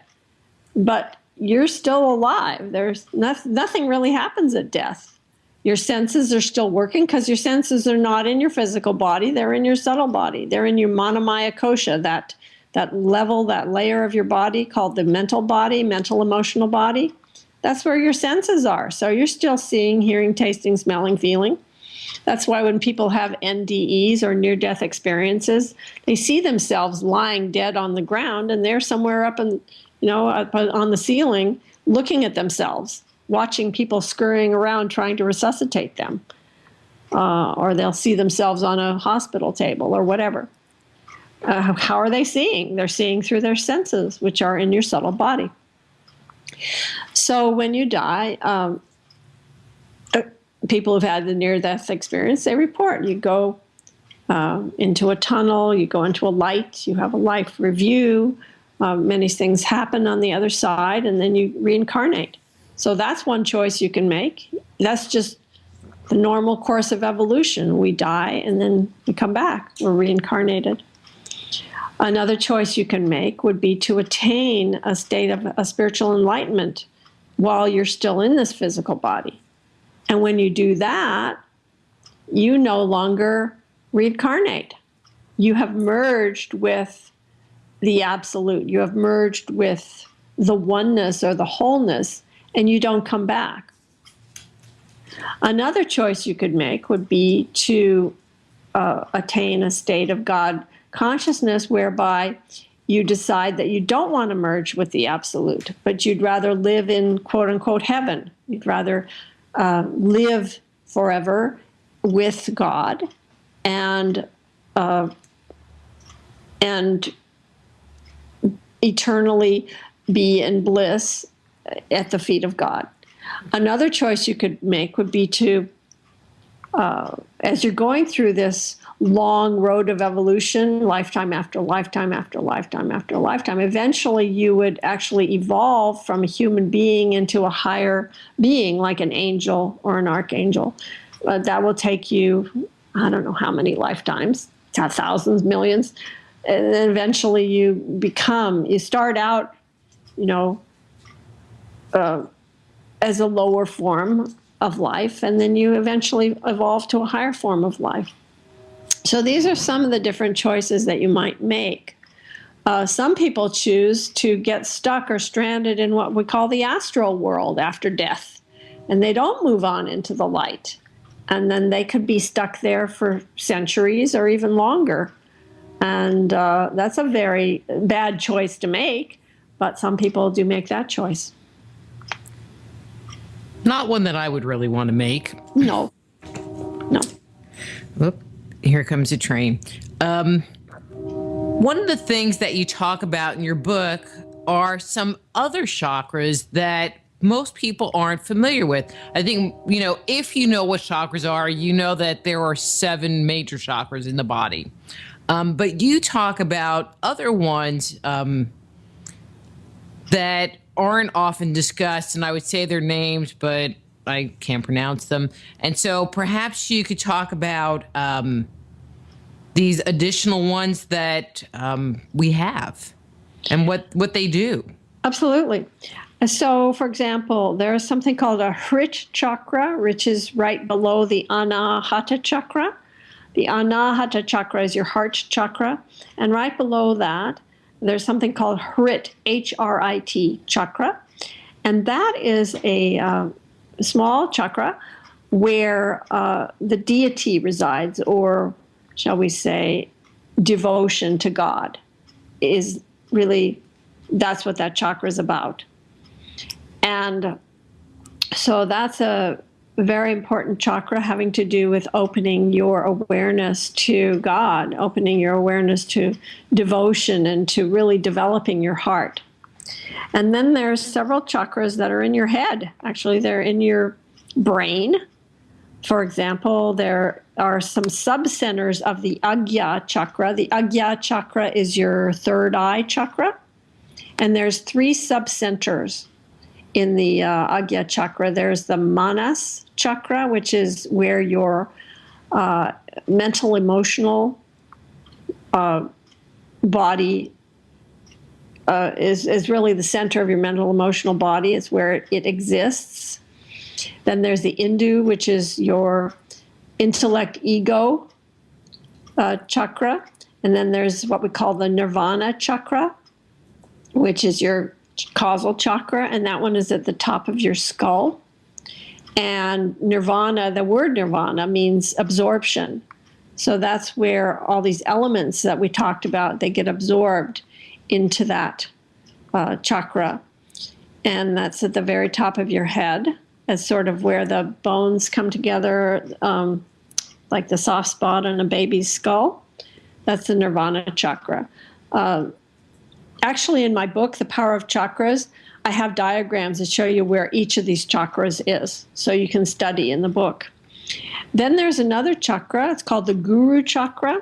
It's the lower part of your Sahasrara, your crown chakra. It's the lower part of your crown chakra. It's called Guru chakra.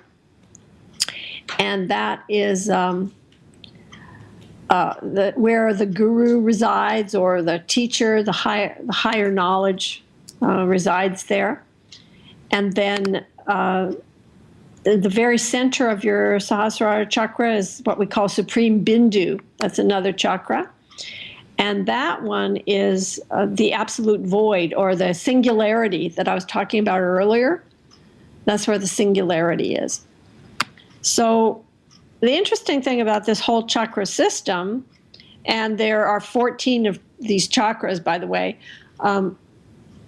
when I went to the ancient scriptures of India, the Tantric and the Vedic scriptures, I found all these 14 were described. So the interesting thing about this system is that as above, so below. So in cosmic life, in the cosmic, in the universe, there is a singularity, there is a big bang, there is a big crunch. In India, they call that Mahapralaya, where all of the elements of creation get absorbed back into a oneness. In physics, they talk about that as well, and theoretical physics. And in our own physical, our own body, in our own subtle body, the same thing is there. As above, so below. And I have a chapter in my book, The Power of Chakras, that shows how this cosmic life relates to individual life, and how at the end of our course of evolution, we have a big crunch also. There's the big bang, the big crunch, which we call Laya.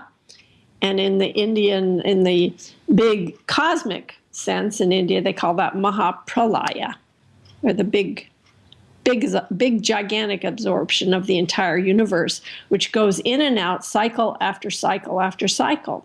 Very far out. This is a very far out book, The Power of Chakras, because it talks about these cycles of creation, and it's pretty cool. These cycles, are we all talking about the Yuga system in the cycle? Yes, in fact, we are. Mm-hmm. Okay. So yes, we are. A few billion years. Yeah, a few billion years, yeah. A few billion years. Over and over and over, by the way. Right. And I think it's just so interesting because we see ourselves and life on this planet as being so, we think it's everything, but we don't realize that it's been going on for much longer than 4.5 billion years since the Earth was formed. Right. Exactly. All right, I'm looking at the clock and I'm wondering if we can take another question. Oh, yeah. Well, plenty of time for another question. Well, I mean, because I had my own stuff, but then there was, stuff in the chat room. So I'm just going to give it. There was one that I thought would be kind of interesting, because you're really kind of talking from a very Eastern perspective. And so I think this would be an interesting question. Do you see God as being a personality or an energy source, energy form? Well, I believe that there are two aspects of God. There's the absolute unmanifest aspect, and there is the manifest aspects. So the absolute, pure, unlimited, unbounded, unborn, undying, eternal, absolute, which has no name, no form, nameless, formless, imperishable. That would be what I call the impersonal aspect of God. And that is the aspect of God that is the ultimate reality, ultimate reality. And then there are various deities, They have personalities, they have names, they have forms. Subtle forms, not gross forms, obviously. They're not walking around in physical form, although each one of us is a part of this big cosmic God. Each one of us is a divine being because we have the spark of God within us. We have God. Well, God is everywhere, right? God is within every atom of creation. God is here, there, and everywhere within this, that, and everything. And therefore, God is within us. So, in fact, we are God. So everything is God. But there's also deities, and it's possible to communicate with these deities and experience them, as well as being able to experience this absolute pure consciousness that's called Sat Chit Ananda, which is that impersonal aspect of God, which is undying and unborn and so on. So in the state that we call samadhi, which means evenness of mind and stillness of body, that's where you experience the absolute pure consciousness. All right, so now I'm going to be a little devil's advocate again. Where do you fall in on the whole concept of ancient aliens? It seems to me that when you start talking about some of the godhoods that come out of India, that they could very well have been some kind of extraterrestrial when they're, because they do take on some kind of a physical form. Well, there is something that they call avatars in India. An avatar is an incarnation of God. And if you are Christian, for example, I would say that you would consider Jesus an avatar, although you wouldn't because you're Christian. But in fact, Jesus would be considered an avatar to a person because he's supposedly an incarnation of God. But in India, they count specific incarnations of God. For example, Lord Krishna is an incarnation of God. And there's several others. Certainly don't want to go into that right now. But yeah. But there are certain beings who are supposedly God incarnated in human form and human flesh. It's God coming onto the earth for a specific purpose to do a specific task. In fact, in India, they believe the Lord Buddha is one of those incarnations of God. And as far as aliens, I don't know. I'm not an expert on aliens. An alien would be a physical form.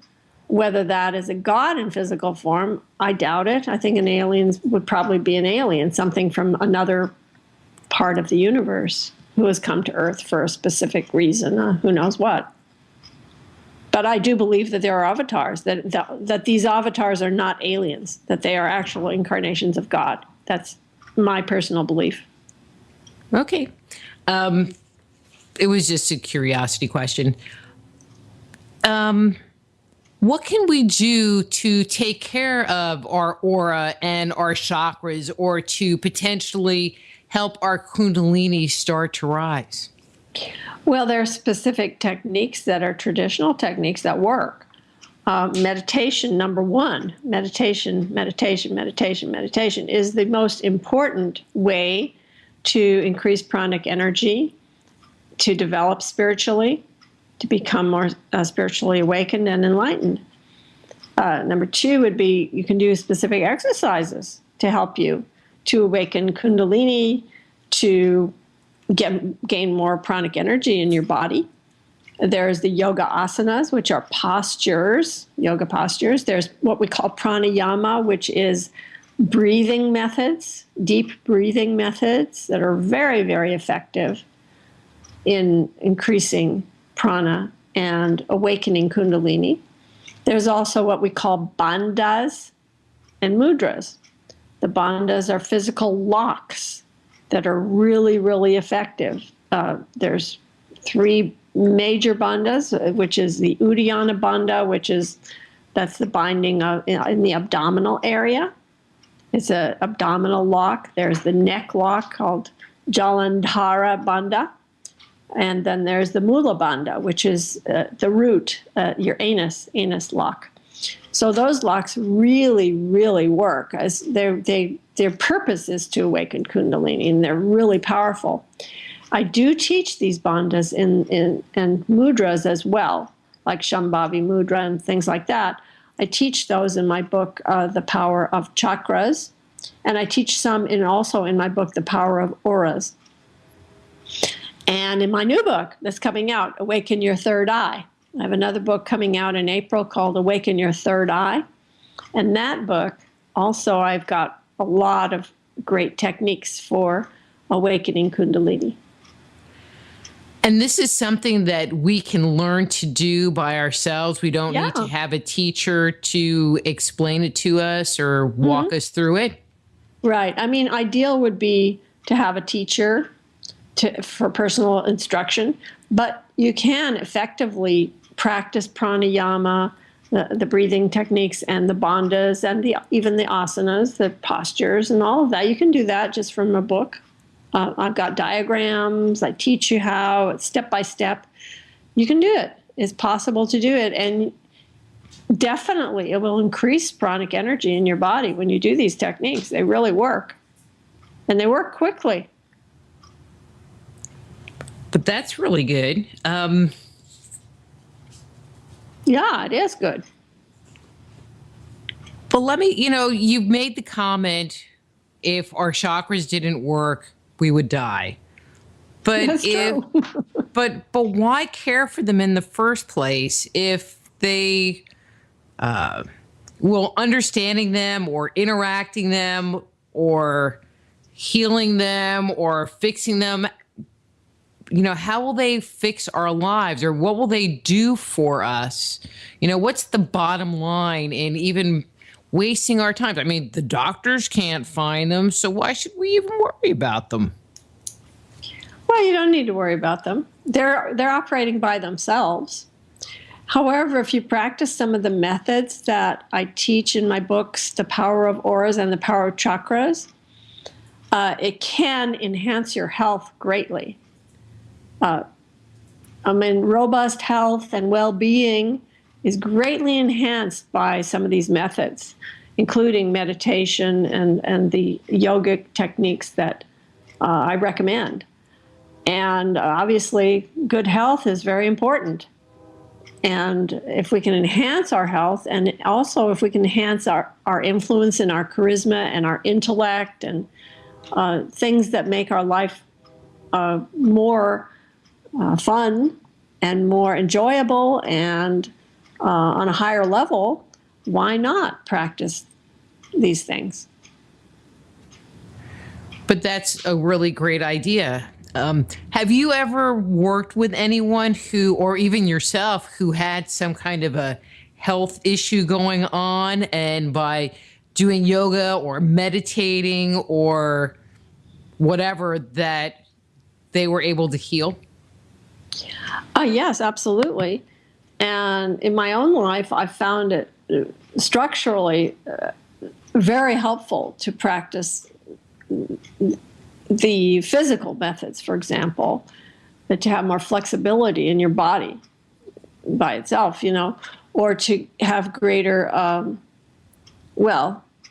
obviously meditation completely transformed my life because it helped me to have perceptions that I never had before, higher consciousness, experiences of higher consciousness, experiences of what I call that fourth state of consciousness, which is transcendental consciousness, and to be able to communicate with divine beings, which I do on a regular basis. I mean, meditation has been incredible for me, but also the other yogic practices have been very powerful for me also in reference to health. And other people I know, not just me. Mm-hmm. Do people find that their lives just work better, work easier by opening themselves up? What I find and what other people find is that their life takes on greater meaning and also less problems. Things flow better. When you're in the flow of cosmic life, when you are connected to spirit, then you have more like coincidences that aren't really coincidental are happening a lot in your life. You're at the right time, the right place, right thing, good things happen, and less difficulties, less drama, even more evenness, more easygoing life, peaceful life. But just having peace of mind is probably a really good thing any day of the week. It's actually the most greatest thing we could aspire to, is to have peace of mind. Because if we're in content and happy, then life is worthwhile, for sure. So what do you have? We need to wrap up. Do you have anything exciting coming up for you in the near future? Any classes or anything you're giving? Absolutely. And for example, I'll be at the Conscious Life Expo in Los Angeles coming up in February, on February 7th, and I'll also be on a panel there. I have a cruise coming up. Go to divinetravels.com, divinetravels.com, and subscribe there to find out about tours and retreats to sacred destinations and cruise ship seminars. I'll be doing one in February and another one in June, as far as the seminars at sea. Just go to my website, drsusan.org. When you go to that website, you'll be able to read the first chapter of all of my books. You'll be able to listen to teleseminars, radio interviews. You can read different interviews I've done as well. There's a lot on the website that you can learn. And I would love for you to come on one of my live events, like my cruise ship seminars that are coming up, and other events, like, for example, going to Peru and other sacred places throughout the world. That's why it's a good idea to subscribe at divinetravels.com, because it's always different things are coming up. In different years, I have different events coming up. So check that out and subscribe there so you can find out. Perfect. Dr. Susan, thank you so much for coming on the show, and we will have you back sometime this summer to talk about your new book. My great pleasure. I really enjoyed it, and I loved the questions because it brought out so many very interesting topics. Perfect. Thank you. Thank you. And then next week, we are having Stephen and Evan Strong back talking about the hidden history of Australia. And so until next week, I'm Dr. Rita Louise. This is Just Energy Radio. Be blessed.